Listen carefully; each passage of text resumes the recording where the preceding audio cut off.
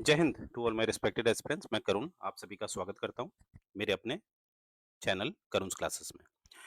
देखिए आज जो मैंने मॉडर्न हिस्ट्री में कहा है कि मैं अपने एक जो मेरा तजुर्बा है उसके आधार पे मैं आपको जो भी जो कॉन्सेप्ट्स हैं वो मैं आपको समझाने का एक प्रयास करूंगा, राइट? जो भी मैंने सीखा है और जो मैं आज भी सीख रहा हूँ, राइट, उसी के आधार पर मैं चाहता हूँ जो मेरे नए बालक बालिकाएं हैं वो चीज़ों को मेरे माध्यम से और स्पष्टीकरण हासिल करें, राइट? तो यहाँ पर देखिए एक प्रश्न मैंने बनाया है कि why European came to India, European क्यों भारत में आए? ठीक है, ये एक प्रश्न है। और जैसे अगर मैं राजीव विहिर जी की किताब पढूं स्पेक्ट्रम, तो वहां पर स्पष्टीकरण नहीं मिलता है, राइट? अब क्वेश्चन है कि क्या राजीव विहिर जी नहीं जानते हैं? नहीं, ऐसा कुछ नहीं है। देखिए वो जानते हैं क्योंकि उन्होंने मॉडर्न हिस्ट्री लिखी है, तो मॉडर्न हिस्ट्री में जितनी जरूरत है उसी को वो बता रहे हैं, राइट? और वैसे ही सतीश चंद्र अगर आप देखेंगे तो वो मिडिवल हिस्ट्री को लेते हैं और मिडिवल हिस्ट्री में जितनी ज़रूरत है उतना ही बताते हैं। तो एग्ज़ैक्टली पता नहीं चल पाता है कि ये है क्या, राइट? और मैं पूरा प्रयास कर रहा हूँ कि इसको मैं एक वर्ल्ड हिस्ट्री के एंगल से भी आपको समझाऊँ कि असल में यूरोपियन भारत क्यों आए, राइट? तो देखिए पहले समझ लेते हैं कि जो मेरा एक तजुर्बा कहता है वो क्या कहता है। तो क्वेश्चन है why Europeans came to India. अब जितना भी मैंने रिसर्च करी है, जितना भी जो थोड़ा बहुत अनुभव है मुझे, उस आधार पे मैं इसको मुख्यतः 2 में विभाजित करूँगा। Mainly I will divide this into 2 2 concepts, right? 2 points. पहला है इसको हम कहेंगे कि there was a division of mighty Roman empire, division of mighty Roman empire. Mighty का मतलब होता है विशालकाय। विशालकाय रोमन साम्राज्य का विघटन होता है। कब होता है वो? 550 से 575 के बीच में, एडी, ठीक है? आज से लगभग 1500 वर्ष पूर्व, एज पर सतीश चंद्र। क्योंकि इसमें अलग-अलग बातें लिखी हैं, इसीलिए मैं जो राइटर्स हैं उनका नाम आपको बता दे रहा हूँ, जिससे कि अ, आप कन्फ्यूज़ ना हो। तो एज पर सतीश चंद्र ये बताया है 3rd quarter of 6th century that is 550 से लेकर 575 के मध्य जो बहुत बड़ा एक साम्राज्य है वो टूटता है। और यहाँ पर हम जो मैं दूसरा कारण आपको बताना चाहता हूँ वो है असल में रेनेसाँ, रेनेसाँ। अब देखिए रेनेसाँ के बारे में देखेंगे आप, जो हमारे राजीव विहिर सर हैं, जो मॉडर्न हिस्ट्री के लिए प्रख्यात हैं, और जो सतीश चंद्र जी हैं, जो मध्यकालीन इतिहास के लिए प्रख्यात हैं, ज़्यादा चर्चा नहीं करी है, राइट? क्योंकि रेनेसाँ ज़्यादातर हमारा वर्ल्ड हिस्ट्री का पार्ट है, ठीक है? वर्ल्ड हिस्ट्री का पार्ट है। तो देखिए मेरे अनुसार 2 कारण हैं। पहला ये वाला division of mighty Roman empire, और दूसरा है रेनेसाँ। अब क्वेश्चन आता है मन में कि पहले कौन-सा आया है? अगर क्योंकि जब हम इतिहास पढ़ते हैं, इतिहास जो होता है वो एक समयबद्ध होता है। आई मीन वो एक टाइम बाउंडेशन में चलता है। तो पहला जो कंडीशन है वो पहले आई थी या सेकंड वाली? तो ऑब्वियसली पहली जो कंडीशन है वो पहले आई है, उसके बाद आपकी दूसरी कंडीशन आई है। तो ये बात आपने याद रखनी है। बट पढ़ाते समय मैं आपको दूसरी जो कंडीशन है उसको पहले पढ़ा रहा हूँ। व्हाट आई एम सेइंग, ये जो सेकंड वाला है इसको मैं पहले पढ़ा रहा हूँ। पर ये बात याद रखेंगे, पहला जो जो घटना घटित हुई है, जो इंसिडेंट हुआ है वो पहला है, ठीक है? डिवीजन पहले हुआ है रोमन साम्राज्य का, रेनेसाँ तो दूसरी बात है, बाद की बात है। पर हम रेनेसाँ को पहले देखेंगे, राइट? अब यहाँ पर और बात देख लेते हैं। जो रेनेसाँ है उसके लिए कहा जाता है, इसकी शुरुआत हमें दिखेगी जब मैं आपको पढ़ाऊँगा, तो 12वीं शताब्दी के आस-पास इसकी हमें शुरुआत दिखेगी, राइट? और 15वीं शताब्दी में ये काफ़ी अपने क्लाइमेक्स में होगा, जिसको हम हाई रेनेसाँ भी कहते हैं। क्या कहते हैं? 15th सेंचुरी में एक शब्द आता है हाई रेनेसाँ, यानी कि अपने चरम सीमा में था रेनेसाँ। तो काफ़ी इंटरेस्टिंग टॉपिक होने वाला है, राइट? और काफ़ी आपके मेंस में भी बहुत काम आने वाला है, और अगर जो नेट की तैयारी कर रहे हैं और जो लेक्चरर की तैयारी कर रहे हैं, उनके भी बहुत काम आने वाला है। और ऑब्वियसली मैं लैंग्वेज अपनी एक सिंपल तरीके से इस्तेमाल करूँगा, तो मुझे लगता है जो स्कूल में भी पढ़ रहे हैं, तो उनको भी ये काफ़ी मदद करेगा, राइट? तो बस मेरा निवेदन है, अगर आपको मेरा प्रयास पसंद आता है, तो सब्सक्राइब करिए चैनल को और जितना हो सके शेयर करिए। जिनके पास पैसा नहीं है ज़्यादा कोचिंग के लिए देने के लिए, फिर भी वो सीखना चाहते हैं, राइट? तो आइए आगे बढ़ते हैं। तो स्टार्टिंग में जो करूँगा, मैंने बताया आपको कि मैं इसकी स्टार्टिंग करूँगा जो हमारा रेनेसाँ है, राइट? तो हम डायरेक्टली चलेंगे slide number I guess 17। Yes, I am right. चलिए, अब देखिए रेनेसां में आपको दिख रहा होगा कि एक तरफ ये कुछ पिक्चर्स आपको दिख रही हैं जैसे मोनालिसा की पिक्चर और इस तरह से सामने पिक्चर आपको दिख रही है तो रेनेसां इस तरह से व्यक्त किया गया था। ये भी एक आधार था पिक्चर के द्वारा कि रेनेसां में जो विचार थे उनको प्रकट किया गया था। तो यहाँ पर आपको दिख रहा होगा एक नेकेड मैन है, ठीक है? एक नेकेड मैन है और यहाँ पर आपको दिख रहा होगा कि किस तरह से ये उँगलियों को टच किया जा रहा है, कुछ कम्युनिकेशन किया जा रहा है, राइट? अब ये क्या कम्युनिकेशन है, क्या है, इसको तो आज तक डिसाइफर्ड नहीं किया गया है, तो मैं भी इसमें ज़्यादा कुछ टिप्पणी नहीं देना चाहूँगा क्योंकि हवा में बातें करना ठीक नहीं होता है। परंतु इतना मैं समझा पाया हूँ म मतलब माफ़ कीजिएगा समझ पाया हूँ क्योंकि थोड़ा रिसर्च मैंने भी करी है, कि उसमें जो कपड़े नहीं पहनाए गए हैं, ज़्यादातर आप देखेंगे रेनेसां में जो पिक्चर्स हैं वो नेकेड हैं।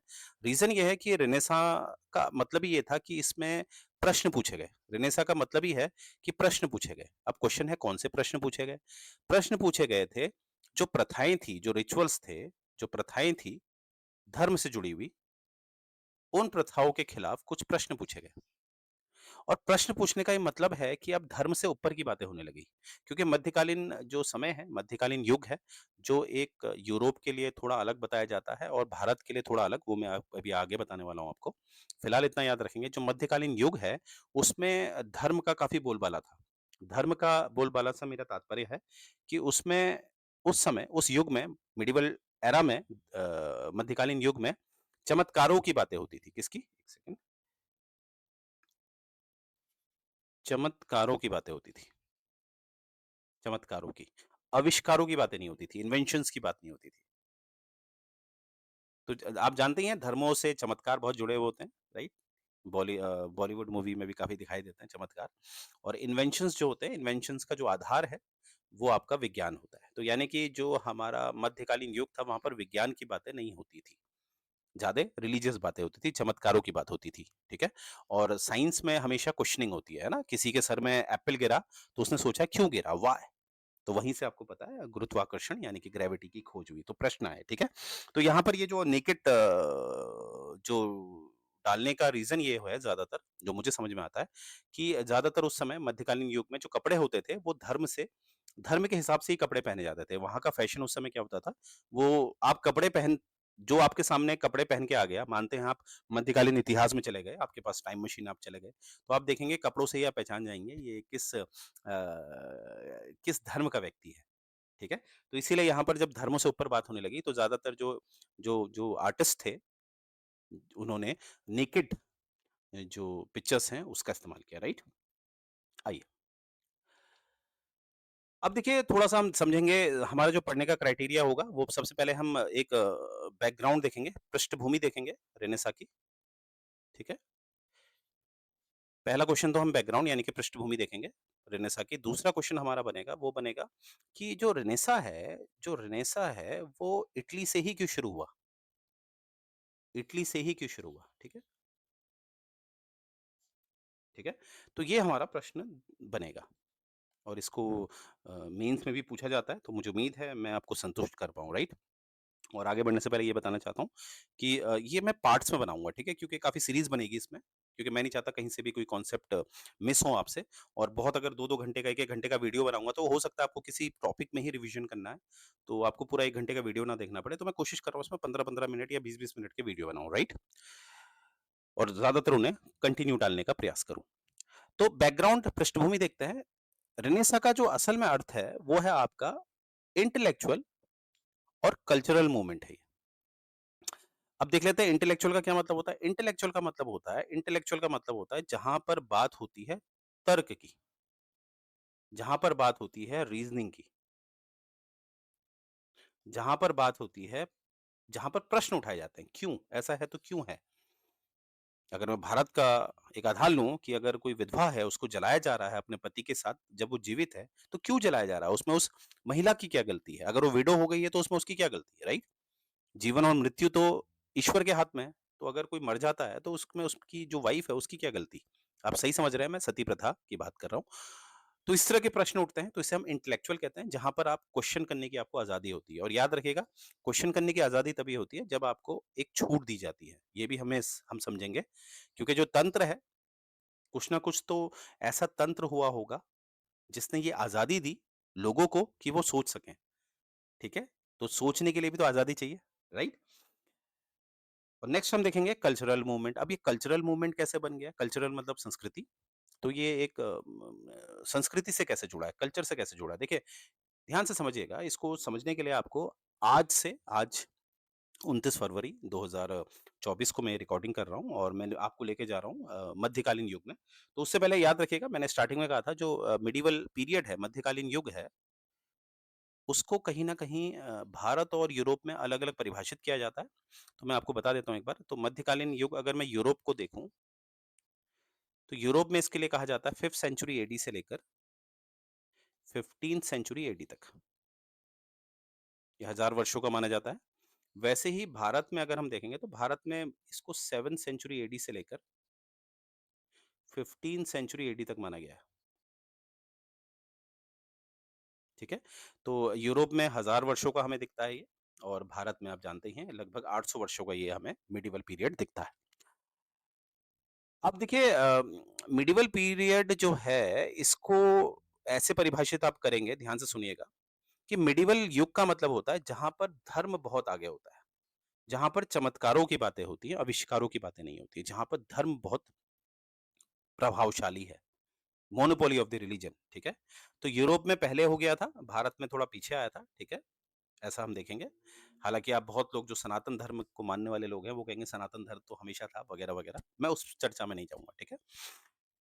आइए, और आपसे एग्ज़ाम में भी कोई नहीं पूछने वाला, राइट? ये बात याद रखिएगा, बस ये जो मैं बता रहा हूँ, ये आपसे एग्ज़ाम में पूछने वाले हैं। तो मिडीवल पीरियड जो है, वो यूरोप में 1000 वर्षों का है, 5th से 15th, और जो आपका भारत है, वहाँ पर 7th से 15th माना जाता है, राइट? और दोनों में समानता क्या है? मिडीवल का मतलब ये होता है जहाँ पर धर्म ज़्यादा दिखता है हमें, राइट? अब देखिए होता क्या था उस समय कि अब जब मैंने कहा जो मिडीवल पीरियड है, जहाँ पर चमत्कारों की बात है, तो चमत्कारों की बात हमेशा होती है, चमत्कारों की जब भी बात होगी, उसका मतलब होता है कि ऐसी दुनिया की बात की जा रही है, ऐसे वर्ल्ड की बात की जा रही है, जो आपको मरने के बाद मिलता है। मरने के बाद। अब मैं क्या कहना चाह रहा हूँ, मरने के बाद। अर्थात इस तरह की धारणा थी कि आपने भगवान की सेवा में अपना जीवन बिता देना है, और जिसके पश्चात जब आपकी मृत्यु होगी, तो आपको क्या मिलेगा? एक जन्नत मिलेगी, एक हेवन मिलेगा। और जो पोप है, पोप को भगवान के बराबर दर्जा दिया गया है। पोप जो कहेंगे, वही आपको मानना है। पोप को दर्जा दिया गया है भगवान के बराबर, और अगर आप पोप की बातों की अव अवहेलना करते हैं, यानी कि नहीं मानते हैं, तो कहीं न कहीं आप पाप के भागीदारी होंगे। इस तरह की बात हमें कहाँ दिखती है? मिडीवल में, ठीक है? तो यानी कि आपने जब जब जब तक आप जीवित हैं, आपने दबकर रहना है, ठीक है? अगर आप किसी गरीब वंश में पैदा हुए हैं, ठीक है? तो आपने हमेशा क्या है? दब के रहना है। क्यों? क्योंकि आपने जो आपका अगला जन्म होगा आफ्टर डेथ, वहाँ पर आपको जन्नत मिलेगी, ठीक है? इस तरह की बातें हमें दिखती थी, कहाँ? मिडीवल में। अब ये बातें हमें दिख रही है, तो इससे होता क्या है? इससे क्या होता है? इन्वेंशंस नहीं होते हैं, आविष्कार नहीं होते हैं। अब मैं क्या समझाना चाह रहा हूँ, इन्वेंशंस नहीं है, तो आज के जैसा आजकल आपको पता है, आपके पास प्लेन्स हैं, एरोप्लेन्स हैं मतलब, आपके पास एक से एक इंजन्स हैं, ठीक है? राइट? इस तरह की जो टेक्नोलॉजी है उस समय तो थी नहीं, क्योंकि धर्म बहुत प्रिवेलिंग था, तो इसीलिए आपके जो शिप्स भी थे उस समय, शिप्स आपके कैसे चलते थे? इंजन्स तो थे नहीं, या तो वो हवाओं के संपर्क से चलते थे, ठीक है? जो शिप्स जो समुद्र में हवाएँ बहती हैं, राइट? जिन्हें आजकल आप ट्रेड विंड्स के नाम से जानते हैं। हवाएँ हैं, या जो जो गुलाम हैं, जो गुलाम रखे जाते थे, वो जो चप्पू चला रहे हैं, उसके आधार पे ये जो शिप्स हैं वो चलते हैं, राइट? ये बात आपने याद रखनी है। तो हवा है, गुलाम है, इस पे शिप्स चल रहे हैं आपके। अब होता क्या था, इस वजह से क्या है, जो आजकल गति हमें मिलती है, जो स्पीड मिलती है शिप्स को, वो उस समय नहीं मिलती थी, राइट? तो होता क्या था, अब जैसे आजकल आप मुझे बताइए कि अगर आपको इंडिया से किसी को जापान जाना है, आज के समय पर इंडिया से किसी को जापान जाना है, तो जितना मेरे नॉलेज में है, तो आई गेस 2.5 घंटे की या 3 घंटे की फ्लाइट है। तो आदमी क्या कर सकता है, 5 घंटे में आना-जाना कर सकता है, और अगर वो 2 घंटे की मीटिंग भी करता है, तो यानी कि वो 7 से 8 घंटे में भारत लौट सकता है।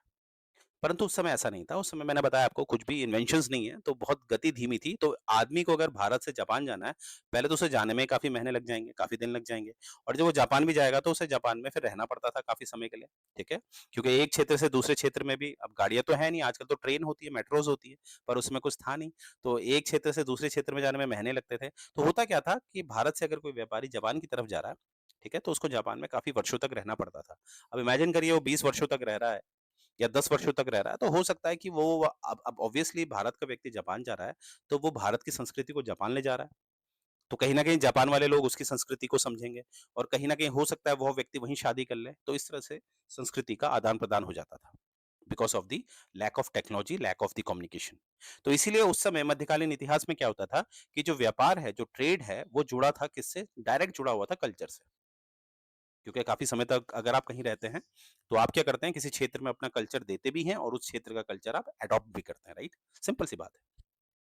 तो इसीलिए जो रेनेसा है, रेनेसा में हमें क्या दिखेगा कि जो प्रश्न है, वो उठेंगे और ऐसे प्रश्न उठेंगे जो कहीं न कहीं जो धर्म से जुड़े हुए जो ऐसे कुप्रथाएँ थी, जिसका जवाब पोप नहीं दे पाए, तो उनको हटा दिया गया। तो अंत में क्या है कि ये कल्चर को टारगेट करेगा। ऐसा कल्चर टारगेट करेगा कि जो पोप है, जिसको यीशु का दर्जा दिया गया था, यानी कि भगवान का दर्जा दिया गया था, उसको कहीं न कहीं आपको आगे चल के ये खत्म होते हुए दिखेगा, ये विलुप्त होते हुए दिखेगा, राइट? तो ये बात आपने याद रखनी है, वेरी, वेरी इंपोर्टेंट और इसमें एक और पॉइंट है क्रूसेडर्स। क्रूसेडर्स कौन थे? क्रूसेड्स का मतलब होता है कि ये एक ब्रिज होता है, एक पुल होता है। किसके बीच पुल होता है? ये ओरिएंट और यूरोप के बीच ये पुल का काम करता है। ओरिएंट मतलब होता है जो ईस्ट की तरफ है। ईस्ट मतलब इंडिया, इंडोनेशिया, तिब्बत, मलेशिया, यानी कि जो ये इंडिया, इंडोनेशिया, तिब्बत यहाँ के जो गुड्स हैं, जो प्रोडक्ट हैं इनके जैसे गरम मसाले, इस तरह से चाय पत्तियाँ, इन प्रोडक्ट्स को ये लोग कहते थे ओरिएंट। कौन लोग कहते थे? यूरोप वाले। तो यूरोप वालों ने नाम रखा हुआ था ओरिएंट। तो ये जो क्रूसेड्स थे, ये एक ब्रिज का काम करते थे, किस-किस के मध्य? ओरिएंट और यूरोप के बीच। यूरोप में ओरिएंट प्रोडक्ट को पहुँचाते थे कौन? क्रूसेड्स। तो यहाँ से हम ये भी कह सकते हैं क्रूसेड्स कौन थे? ये लोग कहीं न कहीं 2 संस्कृतियों को मिलाते थे, ठीक है? 2 संस्कृतियों को मिलाते थे, इन्हें हम क्रूसेड्स कहते थे। क्योंकि आगे चल के आपको दिखेगा जब मैं इटली के बारे में पढ़ाऊँगा तो इटली एक क्रूसेड्स का काम करेगा, राइट? चलिए, आगे देखते हैं। अब देखिए यहाँ पर सीधे बता रखा आपको कि कहीं न कहीं जो प्रश्न वाली बात मैंने आपको बताई कि प्रश्न पूछने की आज़ादी हुई, कहीं न कहीं हमें दिखता है कि प्रश्न पूछे जा रहे हैं धीरे-धीरे। तो 12वीं शताब्दी से इसकी शुरुआत होती है। जैसे मैंने स्टार्टिंग में आपको बताया था कि रेनेसा की शुरुआत 12वीं शताब्दी से आपको दिखेगी। तो उसके पीछे ये तथ्य है जैसे कि पीटर अबेलर्ड है। पीटर अबेलर्ड जो है ये एक फ्रेंच फिलोसोफर है जो 12वीं शताब्दी में कहीं न कहीं कहता है कि जो रीज़न होता है, जो तर्क होता है, वो आपके जो रिलिजन है, उससे बढ़कर होता है। ये पहला चैंपियन बना है जिसने एक तर्क को धर्म से आगे की बात बोली। ऑब्वियसली उस समय इसका काफ़ी बहिष्कार हुआ होगा ऑब्वियसली। फिर दूसरे हैं रोजर बेकन 13th सेंचुरी में। ये कहीं न कहीं एरिस्टोटल के डिसाइपल हैं, शिष्य हैं और ऑब्वियसली हम सभी जानते हैं कि एरिस्टोटल वैज्ञानिक बातें करता था, क्योंकि एरिस्टोटल जो है वो प्लाटो का शिष्य है। इसीलिए प्लाटो की जो जो बहुत सारी बातों में एरिस्टोटल कहीं न कहीं गलतियाँ निकालता है, उसको कहीं न कहीं अवैज्ञानिक बताता है कि ये साइंटिफिक नहीं है, तो एरिस्टोटल एक साइंटिफिक मेथड में बिलीव करता था, तो ऑब्वियसली रोजर बेकन भी एक विज्ञान की बात करेगा और विज्ञान का मतलब ही है कि कहीं न कहीं बात हो रही है तर्क की। और आगे देखेंगे एक और हमें फिलोसोफर्स दिखते हैं, बोकासियो, चौसर, डांटे इस तरह के लोग हमें दिखते हैं। और फाइनली हमें दिखता है एक व्यक्ति है जिसका नाम है जोहानस गुटेनबर्ग। अब जोहानस गुटेनबर्ग जो व्यक्ति है, इसका तर्कपूर्ण व्यवहार था। वो तर्कपूर्ण होने के माफ़ कीजिएगा, तर्कपूर्ण होने के नाते इन्होंने क्या करा, आविष्कार कर डाला। आविष्कार, इन्वेंशन किया। मैंने बताया आपको विज्ञान क्या करवाता है? आविष्कार और धर्म क्या कराता है? चमत्कार। तो आविष्कार किया इन्होंने प्रिंटिंग प्रेस का। प्रेस का आविष्कार हो चुका है, कब हो चुका है? 1440 में। 1440 में प्रिंटिंग प्रेस का आविष्कार किया था, किसने किया था? जोहानस गुटेनबर्ग ने। और आविष्कार किया तो आप समझ सकते हैं ये कहीं न कहीं वैज्ञानिक विचारधारा के हैं और इनके इस आविष्कार के कारण क्या हुआ, जो भी ये फिलॉसफर की जो बातें हैं, वो अब पब्लिश होने लगी, प्रकाशित होने लगी और वो फैलने लगी।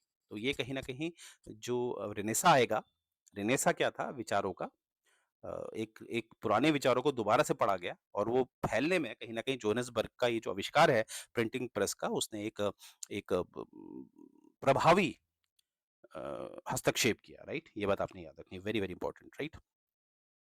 और यहाँ पर हम देखेंगे अब ये जो फॉल ऑफ कॉन्स्टेंटिनोपल है, इसको मैं आपको नेक्स्ट क्लास में बताऊँगा, क्योंकि मैंने कहा है छोटे-छोटे वीडियो बनाऊँगा मैं, जिससे कि डेली भी मैं बना सकूँ और आप इसको समझ पाएँ।